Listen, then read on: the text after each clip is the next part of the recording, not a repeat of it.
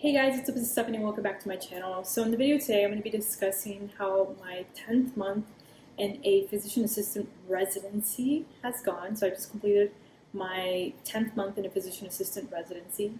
Particularly, I am doing a critical care medicine residency. So just a little bit real quick about me. I am a PA that graduated in 2020 fall, so December of 2020. I decided to pursue a residency or slash fellowship, depending on where you apply. They call them different names, which is basically a 1-year post-physician assistant training in critical care medicine. So they have different types. They have critical care medicine, they have ER, and they also have surgery one. So it just depends on what you want to go into. I knew that as a new PA, I wanted to do critical care medicine, so it was going to be a lot harder for me to try to find a job in critical care medicine if I don't have any experience. So that's why I decided to do a critical care medicine residency. In addition to that, I wanted to make sure I was providing the best care for my patients, and I wanted to make sure that I knew what I was doing when I was treating my patients.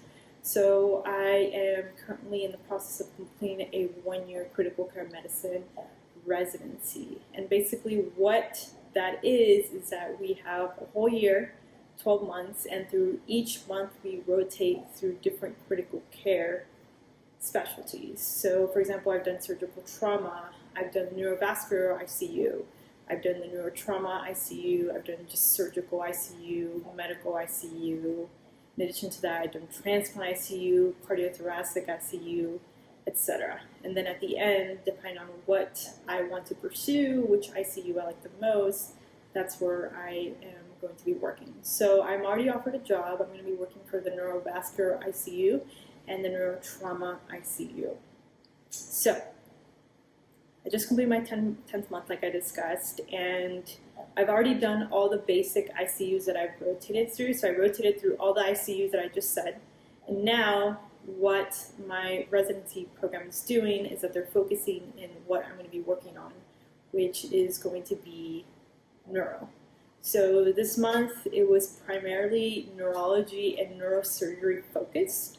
So I was able to spend some time with the neurosurgery team, which includes the residents. So I spent time with them, and I learned a lot in regards to how busy they are, how they work, why they take certain patients to the OR, and why other patients don't go to the operating room. So I really enjoyed that because I was able to see kind of how they work. I work very, very close to them just in the neurovascular ICU and neurotrauma ICU, but I never understood why they do the things they do, and now I have a better understanding of that. And then on top of that, of course, I was able to go over a lot of MRIs of the brain, CT scans of the brain, etc. So this was very, very helpful for me to just be able to better treat my patients in the neuro ICU, neurotrauma ICU. So I spent a few days with them. In addition to that, I got to know the residents a little bit better, and since I'm going to be working very closely to them, like I discussed, now they know me by name versus just see my face. So now they know who I am, and they know my face and my name. So I got to work very close to them. I got to work very close to the neurosurgeons, etc. I got to go to the operating rooms with them. So that was very, very good experience for me. I got to see them put external ventricular drains, or the EVD drains, in the brain to decrease intracranial pressure. So I was able to see those be done at bedside, etc. So it was really good. And then I also spent some other days, like a week, with neurology. So specifically neurology, the stroke team, since in the neurovascular ICU, I see a lot of stroke patients. So I really, really enjoyed that time with them. Also, I got to work very closely with their team, specifically with the nurse practitioners that's been there for a very long time.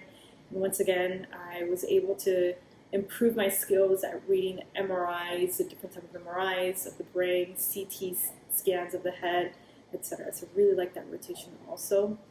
In addition to that, my neurological exam was definitely just the basics, but during this time that I was with them, I was able to improve my neurological exam a little bit more.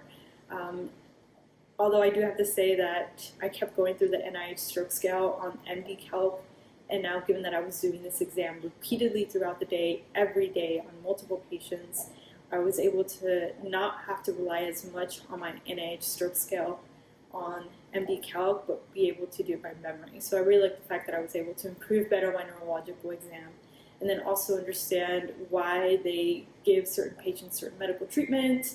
I was able to go with the nurse practitioner down to the emergency department when they have that new patient that's coming in with a stroke.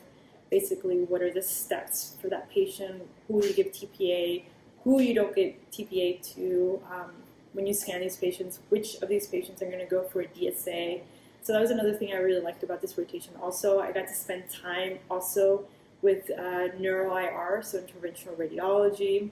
So these patients that were eligible to go, for example, for a DSA, I was able to go with them to the interventional radiology room, and I was able to see them perform the DSA. And this was just what I really liked about this rotation also, was because I was able to see how a patient that is having, for example, an acute weakness of their left side or right side, and then once they go and they retrieve that clot from the brain, how they just have a quick change in the neurological exam. They wake up, they're speaking, they're able to move that side. So I really, really like that about that rotation.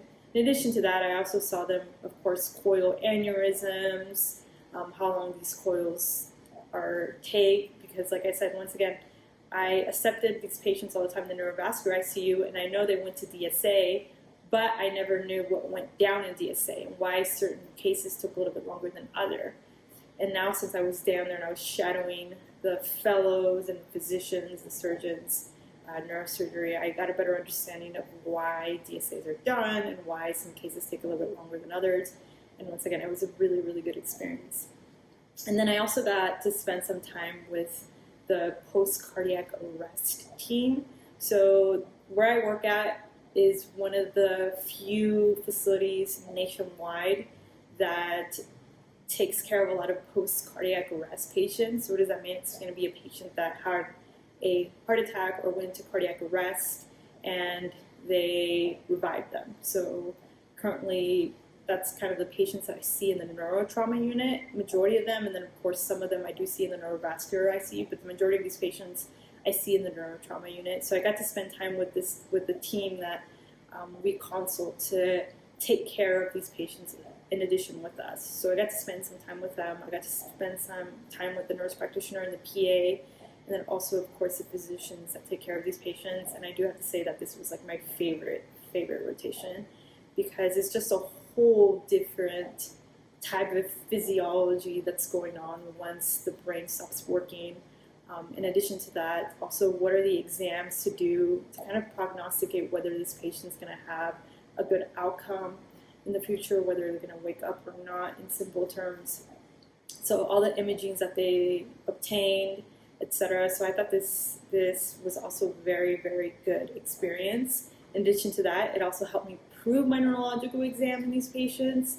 I was able to witness a lot of brain death exams, which is something I definitely did not see in PA school, and kind of just reinforces more the cranial nerves and the tests that you do physically to test these cranial nerves on a patient. So I really like that fact about this rotation also. And like I said, once the brain is not doing anything, the patient starts going into diabetes insipidus, they start having problems with their thyroid, etc., and just kind of basically maintain the patient alive, aside from the brain not doing anything. And then I also like the fact that a lot of post-cardiac arrest patients, of course, involved you having to sit down with the family and having to tell them that their loved one suffered an anoxic brain injury, which means that the patient may not be able to be the person that they used to. Basically, they're in a vegetative state. So being able to sit down and